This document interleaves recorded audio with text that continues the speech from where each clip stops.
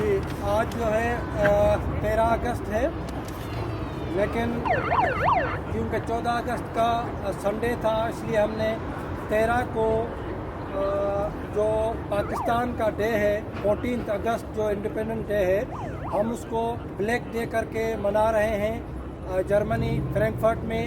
اور ہم سمجھتے ہیں کہ پاکستان جو ایک دہشت گرد ریاست ہے جس نے سندھ کو، بلوچستان کو غلام بنایا ہوا ہے، اور یہ ایک ایسی اسٹیٹ ہے، ان نیچرل اسٹیٹ، جس نے پوری دنیا میں دہشت گردی کو اسلامی جو آتنکوادیت ہے اس کو پھیلایا ہے پاکستان نے۔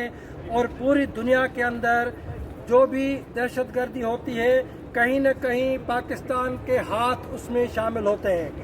اور پاکستان کی جو ISI ہے وہ ایک ٹیررسٹ آرگنائزیشن ہے، اور پاکستان کی فوج جو کرپٹ اور دہشت گرد ہے، جس نے نہ صرف سندھ اور بلوچستان میں لوگوں کو پکڑ کر ان کو خون میں نہلایا ہے، بلکہ پاکستان نے پوری دنیا میں جتنے بھی اسلامی دہشت گرد گروہ ہیں ان سب کو پالا ہوا ہے۔ افغانستان سے لے کے کشمیر تک اگر دیکھا جائے تو پاکستان کی دہشت گردی، پاکستان کا ٹیررزم وہ سب کو نظر آتا ہے۔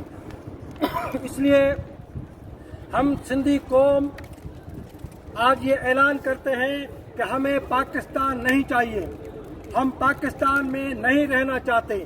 ہم ہزاروں سال سے ایک اعلیٰ تہذیب کے مالک سندھی قوم ہے، مونجو دڑو کی تہذیب جو ہزاروں سال سے، یعنی انڈس ویلی سویلائزیشن، جس کو ہم تہذیبوں کی ماں دھرتی کہتے ہیں سندھ کو، وہ سندھ جو شیو اور شکتی دیوی کی دھرتی ہے، اس سندھ کو اسلام کے نام پہ، مذہب کے نام پہ پنجابی سامراج نے جس طرح غلام بنایا ہے، ہماری زبان کو ختم کیا گیا ہے، ہماری تہذیب کو ختم کیا گیا ہے، ہماری تاریخ کو مسخ کیا گیا ہے۔ اور آج سندھ کے اندر جتنے بھی دنیا سے لوگوں کو بلا کے اور دوسرے صوبوں کے لوگوں کو سندھ میں جو بسایا جا رہا ہے، اس سے سندھ کی ڈیموگرافی سخت خطرے میں ہے۔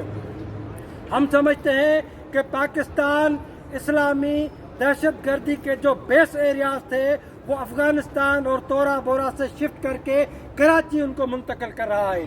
اس لیے میں آج یہ اعلان کرتا ہوں کہ ہمیں پاکستان نہیں چاہیے، ہم پاکستان میں نہیں رہنا چاہتے ہیں۔ سندھی اور بلوچ قوموں کو پاکستان نے مذہب کے نام پر جس طرح غلام بنایا ہے، ہمارے لوگوں کو مارا جاتا ہے، ہمارے لوگوں کی مسخ شدہ لاشیں پھینکی جاتی ہیں۔ آج بلوچستان کو دیکھو، بلوچستان کو مکمل طور پر دوزخ بنا دیا ہے پاکستان نے۔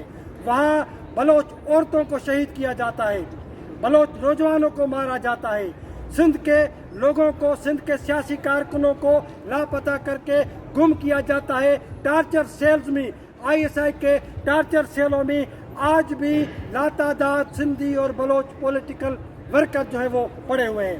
اس لیے ہم دنیا کو اپیل کرتے ہیں، اقوام متحدہ کو، امریکہ کو، یورپی یونین کو، کہ پاکستان جیسی دہشت گرد ریاست جس نے اسامہ بن لادن کو پناہ دی، جو آج بھی حقانی نیٹ ورک سے لے کے لشکر طیبہ تک مختلف مذہبی دہشت گرد تنظیموں کو پال رہا ہے، پاکستان کی آرمی، پاکستان کی اسٹیبلشمنٹ، پاکستان یہ جو ان نیچرل اسٹیٹ ہے یہ ان دہشت گردوں کو پال رہی ہے۔ اسی لیے ہم 14 اگست کو، یہ کوئی ہمارے لیے آزادی کا دن نہیں ہے، 14 اگست سندھ کے لیے غلامی کا دن ہے، 14 اگست بلوچ قوم کے لیے غلامی کا دن ہے۔ اس لیے ہم سندھی قوم سندھو دیش کی آزادی کا مطالبہ کرتی ہے دنیا سے۔